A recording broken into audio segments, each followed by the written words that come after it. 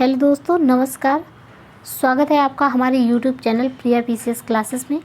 Friends, यहाँ पे हम जो सीरीज़ चल रही थी हमारी लूसेंट की, उसको ही कवर कर रहे हैं और उसका जो है आज हमारा थर्ड पार्ट होगा, जिसमें हम देखने वाले हैं बंगाल पर अंग्रेज़ों का आधिपत्य। किस प्रकार अंग्रेज़ों ने बंगाल पर अपना आधिपत्य जमाया, अधिकार जमाया और किस तरह से उन्होंने एक एक करके भारत के जितने भी भूखंड हैं उनमें अपना अपना आधिपत्य जमाया, स्थापित किया और अपनी अपनी फैक्ट्री जब बनाई। किस प्रकार से उन्होंने भारत को एकदम गुलाम बनाया। तो इस तरह से इन सारी चीज़ों को हम यहाँ पे देखने वाले हैं। तो वीडियो को आप पूरा एंड तक देखिएगा, ठीक है। तो यहाँ पे मैपिंग वाइज भी देख सकते हैं आप कि मैप, ये जो हमारा पुराना मैप है, काफ़ी पुराना, तो इसको आप देख सकते हैं यहाँ पे, ठीक है। तो इस प्रकार से हमारा मैप जो है पुराना वाला बहुत ओल्ड है। ये तब का है जब अंग्रेज़ी ईस्ट इंडिया कंपनी बंगाल में आती है और अपना आगमन करती है। अंग्रेज़ जब आए थे बंगाल में तब का ये मैप है। तो ये इसमें इस तरह से ये चीज़ें दी गई हैं, ठीक है फ्रेंड्स। तो चलिए अब हम लोग देरी ना करते हुए वीडियो को शुरू करते हैं। सो फ्रेंड्स, आप यहाँ पे चैप्टर आपके सामने है जिसमें बंगाल पर अंग्रेज़ों का आधिपत्य, इस चैप्टर 41 को हम यहाँ पे डिस्कस करेंगे, ठीक है। तो मुग़ल साम्राज्य के अंतर्गत आने वाले प्रांतों में जो बंगाल था वो सर्वाधिक संपन्न राज्य हुआ करता था। मुर्शीद कुली खां जो थे वो स्वतंत्र शासक हुआ करते थे यहाँ के, ठीक है, परंतु वह नियमित रूप से मुग़ल बादशाह को राजस्व भी भेजते थे। स्वतंत्र थे परंतु वो नियमित रूप से मुग़ल बादशाहों को राजस्व भी भेजते थे। मुर्शीद कुली खां ने अपनी राजधानी ढाका से मुर्शिदाबाद शिफ्ट की, ठीक है। ढाका से मुर्शिदाबाद, मुर्शीद कुली खां के नाम से ही मुर्शिदाबाद, देख सकते हैं आप, मैचिंग कर रहा है, याद करने में आसान रहेगा। तो भागीरथी नदी के तट पर स्थानांतरित की। इसने इजारेदारी प्रथा आरंभ की, ठीक है, प्रारंभ की और तथा कृषकों को तकाबी ऋण से खेतों के लिए अग्रिम कर्ज प्रदान किया, ठीक है। इसका उत्तराधिकारी ही इसका दामाद था शुजाउद्दीन, ठीक है, उत्तराधिकारी इन्हीं के थे।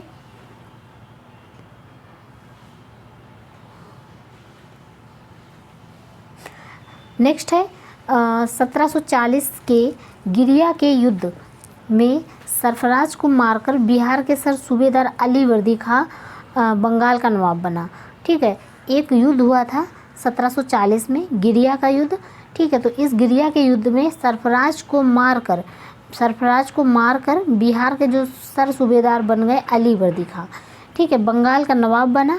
इसने अपने शासनकाल में मुग़लों को राजस्व देना बंद कर दिया। फिर जैसे ये आते हैं अली वर्दी खां, ये मुग़लों को राजस्व देना बंद कर देते हैं। इसके शासनकाल में बंगाल इतना समृद्धशाली बन गया कि बंगाल को भारत का स्वर्ग कहा जाने लगा। मान लीजिए कि आप अगर राजस्व दे ही नहीं रहे तो जो भी पैसा है वो आपके राज्य में ही रुक रहा है, तो इससे संपन्नता तो आती ही है। तो इस तरह से जो बंगाल है उस टाइम पे बड़ा ही समृद्धशाली राज्य बन गया था, ठीक है, और उसे भारत का स्वर्ग कहा जाने लगा, ठीक है। और उसके बाद में इसका उत्तराधिकारी हुआ इसका दामाद सिराजुद्दौला, ठीक है। इनका जो दामाद था सिराजुद्दौला फिर इनका उत्तराधिकारी बना, ठीक है। तो यहाँ पे एक न्यूज़ आपने सुनी होगी, एक टॉपिक है जिसमें काल कोठरी की त्रासदी या ब्लैक होल ट्रेजेडी के नाम से जाना जाता है। इसके बारे में भी हम लोग डिटेल से जानेंगे। सबसे पहले हम ये चीज़ों को देख लेते हैं, बंगाल के जो नवाब हैं वो स्टार्टिंग से कौन क्या कैसे, इनको देख लेते हैं। देखिए, मुर्शीद कुली खां जो थे वो 1713 से 1727 ईस्वी, मुर्शीद कुली खां जो थे 1713 से 1727 ईस्वी तक बंगाल के नवाब बने। नंबर 2, शुजाउद्दीन जो थे 1727 से 1739 ईस्वी, ठीक है, 1727 से 1739 ईस्वी तक ये बंगाल के नवाब बने। सरफराज खां जो थे 1739 से 40, 1 साल। अली वर्दी खां 1740 से 56। सिराजुद्दौला बने आपके 1756 से 1757। फिर आए मीर जाफ़र, ठीक है फ्रेंड्स, मीर जाफ़र जो 1757 प्लासी के युद्ध से बने और 1760 तक 3 सालों के लिए। फिर आते हैं मीर कासिम। इन सब चीज़ों को डिस्कस करेंगे अभी आगे, हमें काफ़ी सारे मिलने वाले हैं, जो ये नवाब हैं ये मिलेंगे। मीर कासिम आते हैं फ्रेंड्स 1760 से 1763 तक 3 साल। मीर जाफ़र फिर से होंगे 1763 से 65 2 साल। निज़ाम उद्दौला ये 1765 से 1766 ईस्वी तक बने। फिर आते हैं सैफ उद्दौला, ये 1766 से 1770। और फिर आते हैं मुबारक उद्दौला 1770 से 1775। ठीक है, इस प्रकार ये जो नवाब हैं ये बने। जैसा कि आप देख पा रहे होंगे, अभी हम लोगों ने मुर्शीद कुली खां के बारे में जाना, सुजाउद्दीन के बारे में जाना, इनके ही दामाद हुआ करते थे। सरफराज खां के बारे में जाना, इनको हटाकर अलीवर्दी खां, इनको हटाकर इन्होंने मतलब नवाब का पद लिया। उसके बाद में सिराजुद्दौला आते हैं। अब हम आगे और चीज़ों को देखेंगे। ठीक है, तो इनको डेट वाइज ज़रा इन चीज़ों को भी अच्छे से याद रखिएगा, काफ़ी इंपॉर्टेंट है ये। अब हम लोग ब्लैक होल ट्रेजेडी को देखेंगे। यहाँ पे देखिए 20 जून 1756, ठीक है, 20 जून 1756 को काल कोठरी की एक त्रासदी हुई थी, जिसे ब्लैक होल ट्रेजेडी के नाम से भी जाना जाता है। ठीक है, नामक घटना घटी। इस घटना के जो रचयिता थे वो हैं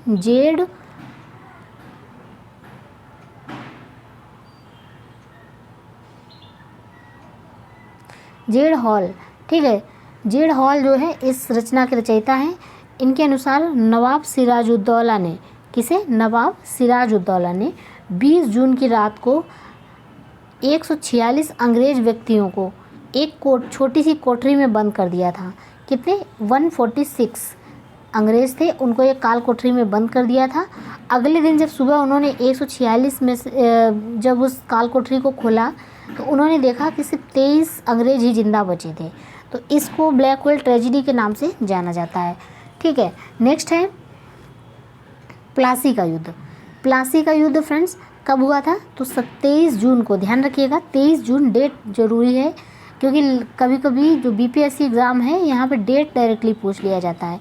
तो 23 जून 1757 को अंग्रेज़ों के सेनापति रॉबर्ट क्लाइव, अंग्रेज़ों के एक सेनापति थे रॉबर्ट क्लाइव, अच्छे से इनको जानते होंगे, प्लासी के युद्ध में यही थे।